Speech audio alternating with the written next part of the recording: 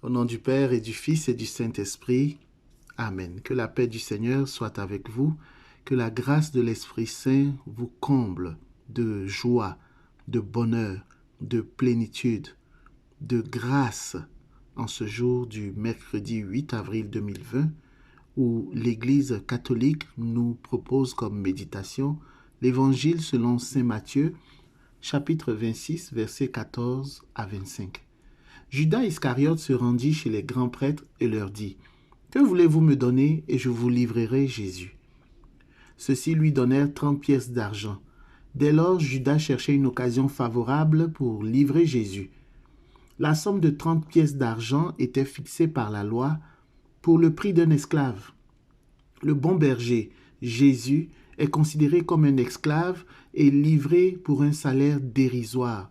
Judas lui-même estimait le parfum que Marie de Béthanie avait répandu sur les pieds de Jésus à 300 deniers, le salaire d'une année de travail. Manifestement, le flacon de parfum avait plus de valeur que Jésus aux yeux de Judas. Saint Antoine de Padoue, moine franciscain au XIIe et XIIIe siècle, écrit à ce sujet. On m'a appris une chose qui est inestimable. Dieu est trahi, vendu pour un vil prix. Ô Judas, tu veux vendre le Fils de Dieu comme s'il était un vil esclave, comme un chien mort?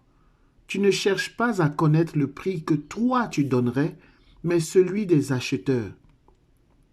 S'il te donnait le ciel et ses anges, la terre et ses hommes, la mer et tout ce qu'elle contient, pourrait-il acheter le Fils de Dieu, en qui sont cachés tous les trésors de la sagesse et de la science?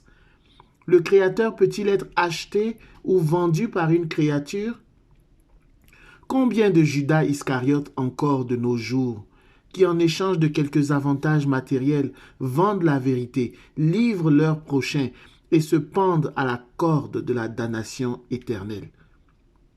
Judas ne cherche pas à savoir ce qu'il donnerait, combien il mettrait, combien il serait prêt à consacrer pour acheter Jésus. Cette question nous est posée, cette question nous concerne. Sommes-nous prêts à échanger Jésus contre ce que nous avons de plus important, de plus estimable? Marie de Béthanie a jeté aux pieds de Jésus, a dévalorisé tout ce qu'elle estimait parce que Jésus est Dieu, Jésus est inestimable. Celui qui croit en Jésus et se met à sa suite possède tout, est riche de tout.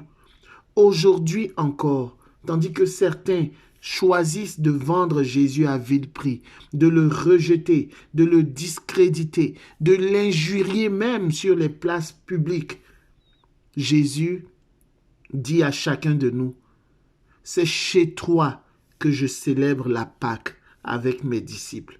C'est chez toi, Edgar, c'est chez toi, Patience, c'est chez toi, Justine, c'est chez toi, Henriette, c'est chez toi, Jean-Paul, c'est chez toi, Bernadette, c'est chez toi, Alain, c'est chez toi, Honoré, que je célèbre la Pâque avec mes disciples. C'est toi que je veux faire passer de la mort à la vie, des ténèbres à la lumière, de la maladie à la guérison, de la tristesse à la joie. C'est chez toi que je célèbre la Pâque avec mes disciples. Jésus te dit, voici, je me tiens à la porte et je frappe. Si quelqu'un entend ma voix et ouvre la porte, j'entrerai chez lui et je prendrai la cène avec lui et lui avec moi. Au nom du Père et du Fils et du Saint-Esprit. Amen.